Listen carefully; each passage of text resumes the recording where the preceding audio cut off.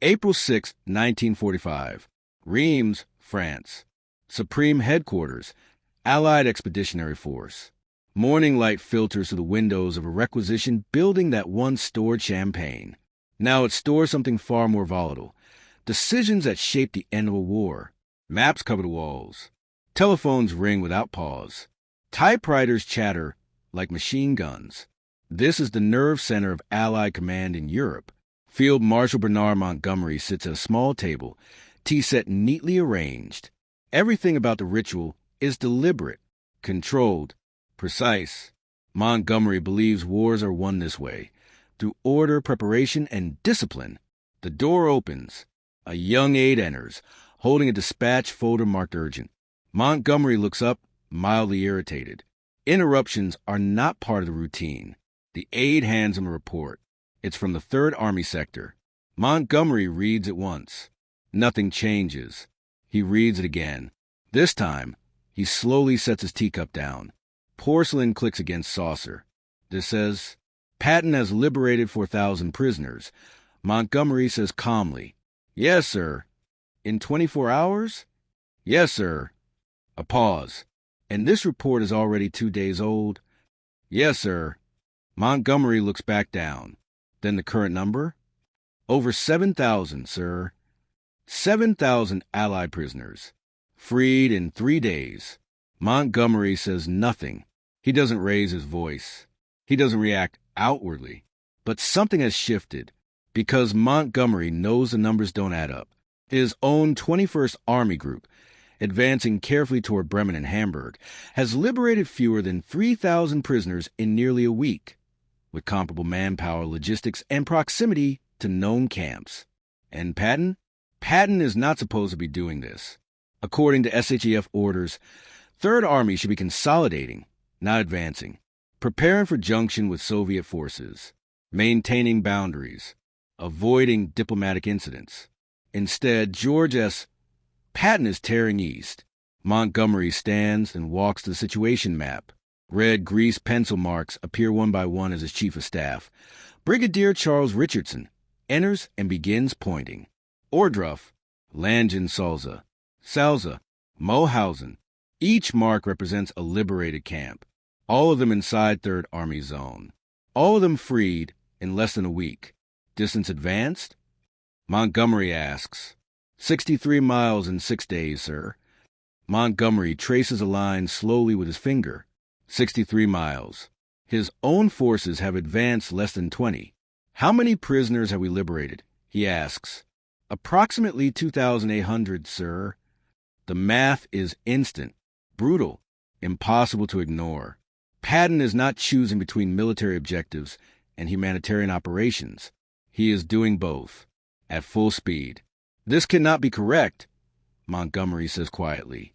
You cannot fight, advance, and conduct large-scale humanitarian operations at this tempo. Richardson hesitates, then answers honestly. Apparently, sir, you can... The room goes silent. Outside, the war continues. Inside, Montgomery is forced to confront an uncomfortable truth. George Patton is doing the impossible again. And this is only the beginning. Because what Montgomery doesn't yet know, what no one at SHEF fully understands, is that Patton has already decided something that will shake Allied command to its core. He has decided that orders no longer matter more than lives.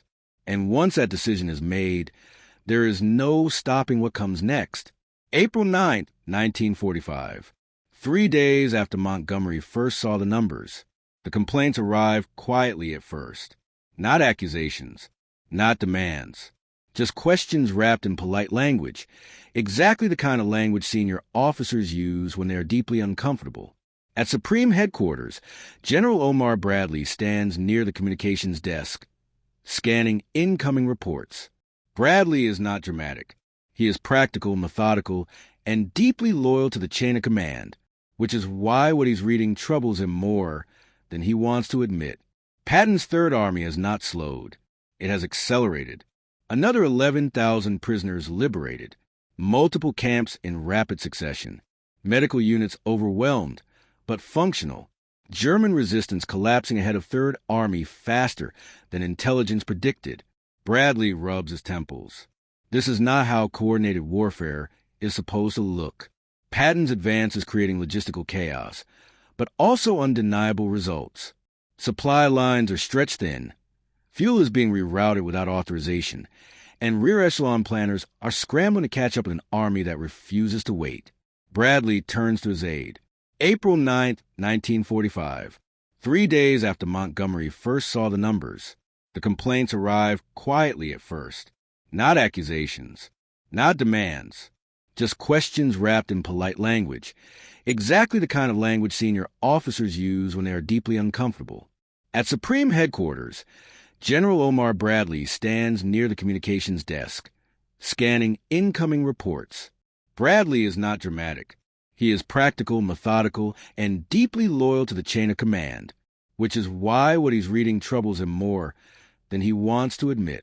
Patton's Third Army has not slowed. It has accelerated. Another 11,000 prisoners liberated. Multiple camps in rapid succession. Medical units overwhelmed, but functional. German resistance collapsing ahead of Third Army faster than intelligence predicted. Bradley rubs his temples. This is not how coordinated warfare is supposed to look. Patton's advance is creating logistical chaos, but also undeniable results. Supply lines are stretched thin, fuel is being rerouted without authorization, and rear echelon planners are scrambling to catch up with an army that refuses to wait. April 9th, 1945. 3 days after Montgomery first saw the numbers, the complaints arrived quietly at first. Not accusations, not demands, just questions wrapped in polite language. Exactly the kind of language senior officers use when they are deeply uncomfortable. At Supreme Headquarters, General Omar Bradley stands near the communications desk, scanning incoming reports. Bradley is not dramatic. He is practical, methodical, and deeply loyal to the chain of command, which is why what he's reading troubles him more than he wants to admit. Patton's Third Army has not slowed. It has accelerated. Another 11,000 prisoners liberated. Multiple camps in rapid succession. Medical units overwhelmed, but functional. German resistance collapsing ahead of Third Army faster than intelligence predicted. Bradley rubs his temples. This is not how coordinated warfare is supposed to look. Patton's advance is creating logistical chaos, but also undeniable results. Supply lines are stretched thin, fuel is being rerouted without authorization, and rear echelon planners are scrambling to catch up with an army that refuses to wait. Bradley turns to his aide. "Get me Third Army logistics," he says. Minutes later, a crackling line connects him to Patton's headquarters. Patton's voice comes through sharp and unapologetic. "Brad, if this is about fuel, I already told your boys." "This isn't about fuel," Bradley interrupts. "It's about control." There is a pause. Control of what? Patton asks. "Your advance. You're overrunning objectives. You're liberating camps faster than we can process them. Medical, transport prisoners. It's becoming unmanageable." Patton exhales audibly.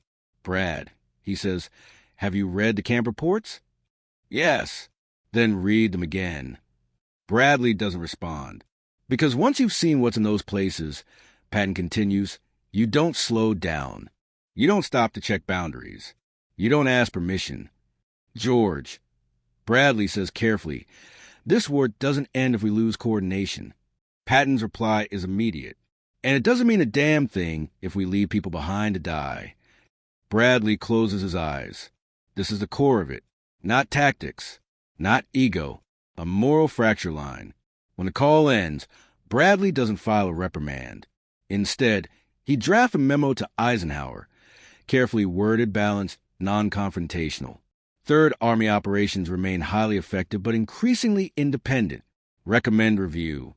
That same evening, Montgomery sends his own message. It is less careful. Montgomery's cable is precise, cold, and unmistakably critical. Patton's unsanctioned acceleration threatens unified command structure. Results impressive, but discipline must be enforced. Two senior commanders. Same facts, different interpretations. Eisenhower receives both messages within an hour. He doesn't respond immediately because Eisenhower has his own reports. reports from liberated camps, photographs, eyewitness accounts, men weighing less than 90 pounds, prisoners stacked in barracks like cordwood, survivors crying, not from pain, but disbelief. Eisenhower has ordered documentation of everything. He wants the truth recorded. He wants no one to ever say it wasn't known. And Patton is delivering that truth at a pace no one anticipated. At SEF, staff officers begin whispering, "Patton's out of control. Patton's saving tens of thousands." This could cause a diplomatic incident with the Soviets. This could expose camps the Germans haven't had time to evacuate. Every sentence starts with "but." Montgomery, meanwhile, is growing openly frustrated. His own advances are deliberate, methodical, textbook perfect, and yet the headlines, the reports, the numbers all point east toward Patton. He addresses his staff late that night. "This is not a race," Montgomery says. "It is a campaign, and campaigns require discipline." One officer speaks up carefully. "Sir, the camps Patton is reaching, intelligence suggests they were scheduled for liquidation." Montgomery stiffens. "How reliable?" "High confidence, sir." That changes nothing, at least outwardly. But inside, the equations shift again. Because now Patton isn't just advancing fast. He is advancing just in time. By April 11th, the number reaches over 20,000 prisoners liberated, 20,000 lives. And the war, officially, is not yet over. At SEF, Eisenhower finally speaks. He calls Bradley. "Bring me Patton's latest position maps." When they're laid out on the table, Eisenhower studies them silently. "He's burning fuel like there's no tomorrow," Bradley says. Eisenhower nods. He's ignoring boundaries. Another nod. He's going to run into the Soviets early if he keeps this up. Eisenhower looks up. "And how many prisoners did he free today?" Bradley hesitates. "Approximately 4,000. Eisenhower leans back. "Then I want to hear directly from him." That night, Patton received the call he knows is coming. "George," Eisenhower says, calm and direct, "you're pushing hard." "Yes, sir." "You're exceeding orders." "Yes, sir." A pause. "Tell me why." Patton doesn't argue.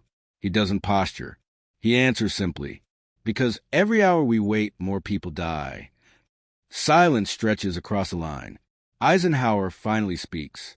"I can't officially approve what you're doing. I understand, sir. But I'm not ordering you to stop." Another pause. "Just don't force my hand." Patton smiles. "Understood." When the call ends, the die is cast. Patton will continue. Montgomery will object. Bradley will mediate.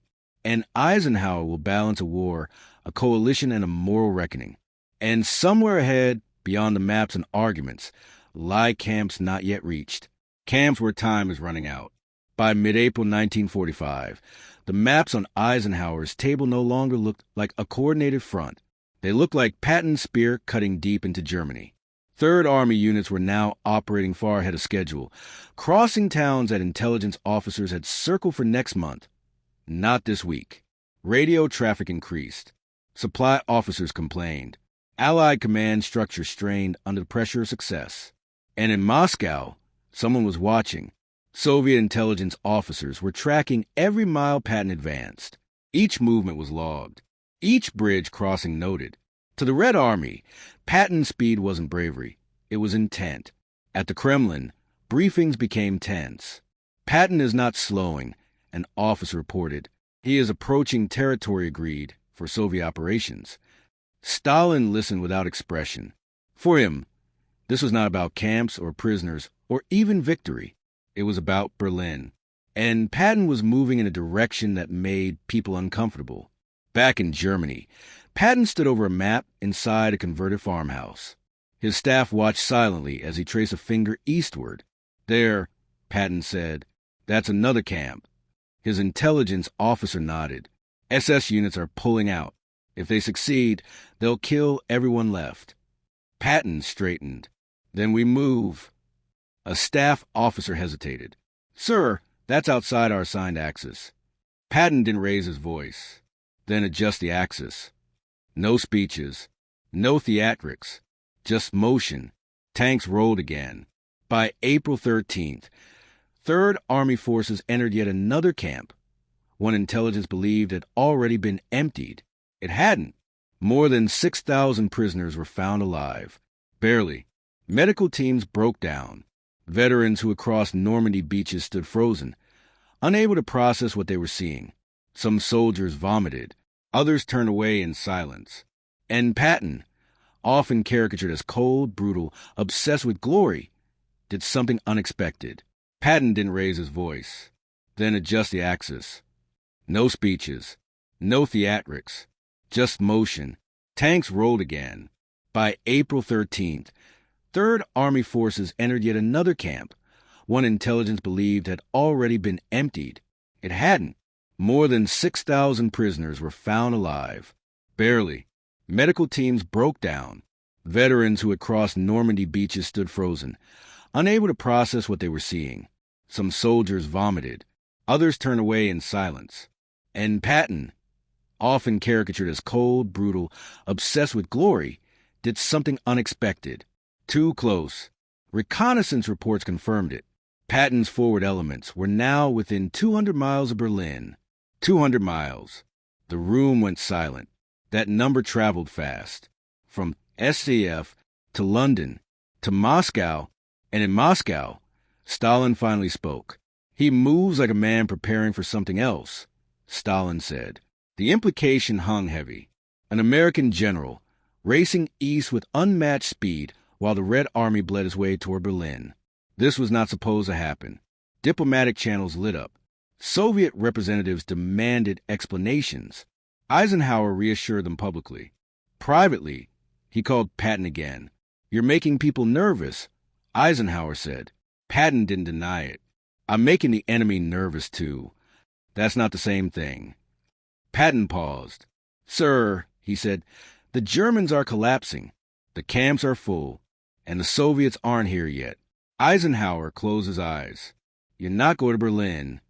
I know, but you're close enough to scare everyone." Patton's reply was calm. "Then maybe they should move faster." That line never appears in official transcripts, but everyone in the room remembered it. The engines didn't stop. Through the night, Third Army columns pushed east. Headlights covered, radios kept short. This wasn't a breakout anymore. It was momentum that couldn't be paused without consequences. At dawn, the first American tanks rolled into another camp. The guards had fled hours earlier. They were too late. Inside, prisoners lay stacked in wooden barracks, alive but barely. Some didn't move. Others raised hands that looked more like shadows than limbs. A medic whispered, "We're just in time." Patton arrived hours later. He didn't enter the barracks. He stood outside, helmet off, staring at the fence. He knew something no one else wanted to say out loud. If he had waited for orders, these people would be dead. That same morning, Eisenhower was in crisis mode. Soviet cables were no longer polite. They were sharp. They accused the Americans of testing boundaries, of probing intentions, of exploiting chaos to seize influence before the Red Army arrived. Eisenhower read every word. Then he read Patton's latest field report. Another 9,000 prisoners liberated. Total now approaching 30,000. Eisenhower pushed back from the table. This was no longer a tactical issue. This was history being written faster than diplomacy could react. He summoned Montgomery, Bradley, and senior staff.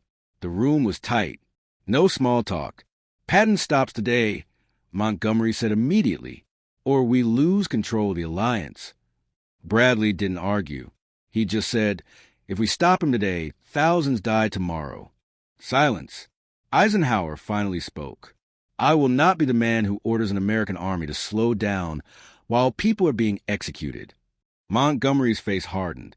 "And I will not be the man who explains to London why the Red Army thinks we're erasing them." Eisenhower stood. "Then I'll explain it." He picked up the phone. The call to Patton was short, direct, no theatrics. "George," Eisenhower said, "you've made your point." Patton didn't respond immediately. "You're to halt further eastward advance after today. No more boundary crossings. No Berlin fantasies." Patton exhaled. Yes, sir. A pause. Then Eisenhower added something unexpected. You did what needed to be done. Patton replied quietly, I'd do it again. The line went dead. That afternoon, Patton issued new orders. Advance until nightfall. Secure camps. Then stop. For the first time in weeks, Third Army slowed. But the damage, if that's what it was, had already been done. By April 18th, the numbers were official. Over 32,000 prisoners liberated. American, British, French, Polish, Soviet. Men who were not supposed to survive the collapse of the Reich. Men who were supposed to disappear quietly in chaos. They didn't, because someone moved too fast. Montgomery saw the figures. He said nothing publicly, but privately, to a British journalist, he muttered 6 words that would echo for decades. You've made your point. That was it. No praise, no apology, just acknowledgement. History had forced his hand. In Moscow, Stalin read the final reports. Patton had stopped. The Americans respected the line. Berlin would be Soviet. Stalin allowed himself a thin smile. But privately, he told his generals something chilling. If that man had been allowed to continue, he would have reached Berlin first. Whether that was true didn't matter. What mattered was that everyone believed it could have been. The war ended weeks later. The maps were redrawn. The alliance fractured into something colder. But tens of thousands of men went home. They didn't know about boundaries. They didn't care about politics. They remembered tanks. They remembered speed. They remembered freedom arriving before death. And that is why this moment still matters. Because sometimes history isn't shaped by plans. It's shaped by refusal. And yet, that wasn't the end. Because wars don't really end the day the guns fall silent. They end years later, inside memories, reputations, and quiet judgments that history makes when no one is listening. After Germany surrendered, the numbers were finalized. Third Army, 32,000 plus Allied prisoners liberated. 21st Army Group, approximately 12,000. No spin could erase that gap. No press release could soften it. No doctrine could explain it away. At Allied headquarters, the maps came down. The pins were removed. The emergency cables stopped coming. What remained was something far more dangerous than chaos. And yet that wasn't the end. Because wars don't really end the day the guns fall silent. They end years later, inside memories, reputations, and quiet judgments that history makes when no one is listening. After Germany surrendered, the numbers were finalized. Third Army, 32,000 plus Allied prisoners liberated. 21st Army Group, approximately 12,000. No spin could erase that gap. No press release could soften it. No doctrine could explain it away. At Allied headquarters, the maps came down. The pins were removed. The emergency cables stopped coming. What remained was something far more dangerous than chaos. But every lecture ended the same way, with a number, 32,000. Not tanks, not miles advanced, not territory gained. Human beings. And that's the part most war stories miss. When those prisoners returned home, to Britain, to America, to France, they didn't talk about Patton's ego. They didn't talk about Montgomery's caution.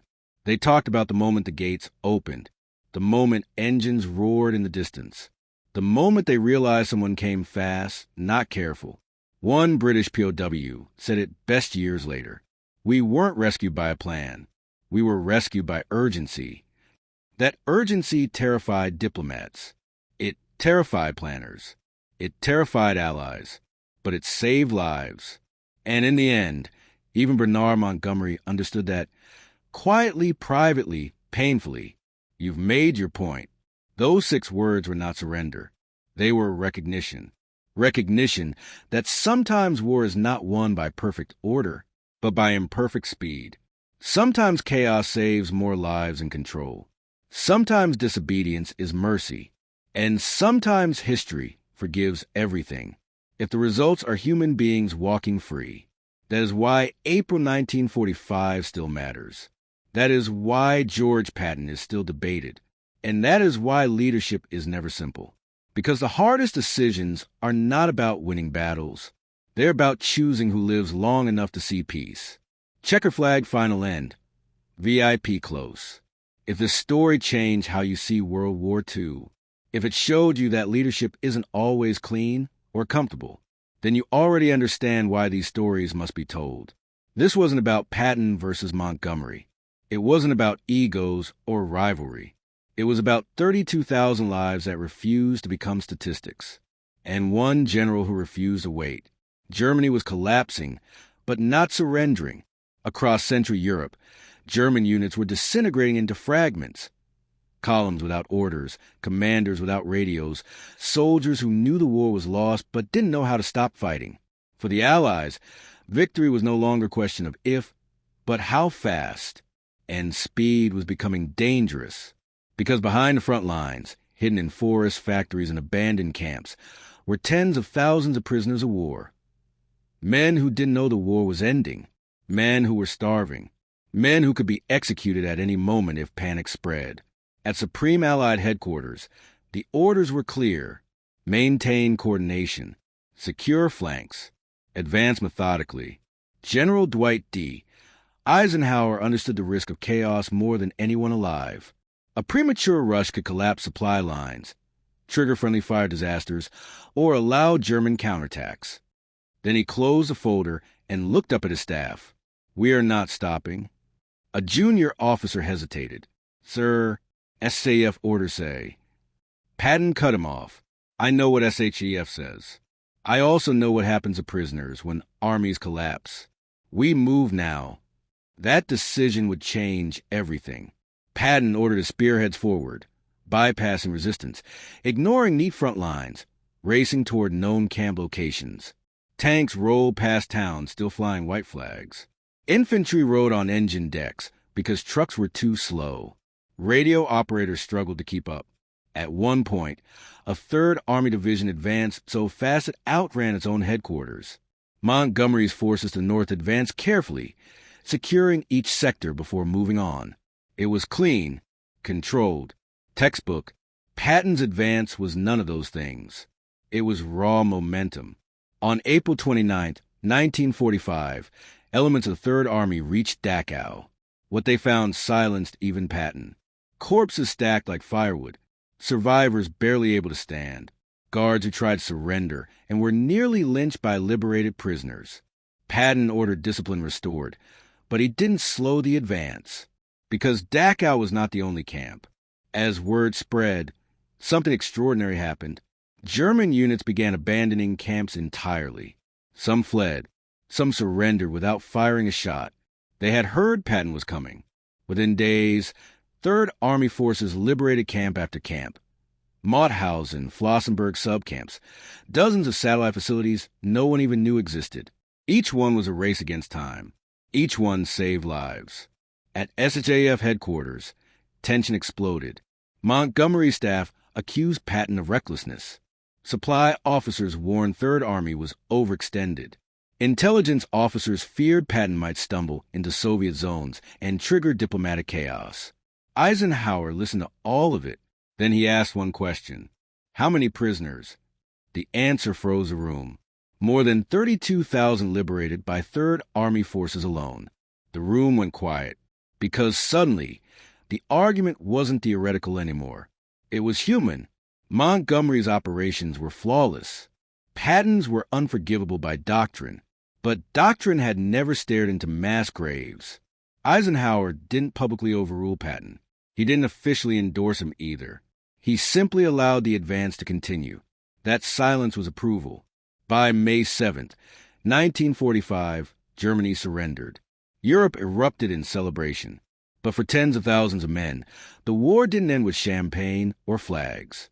It ended with an American tank smashing through a gate, with an officer yelling, "You're free," with speed, reckless, dangerous, unapologetic speed. Later, historians would argue, was Patton disobedient? Yes. Was he dangerous? Absolutely. But when the numbers were tallied, something uncomfortable remained. Had 3rd Army waited, thousands would not have lived to hear the word peace. Patton never apologized. He didn't explain himself. When asked why he advanced so aggressively in the final days, he answered simply, "I was racing the clock." That was Patton in a sentence. Not racing the enemy, not racing allies, racing time itself. And time, unlike generals, does not wait for permission.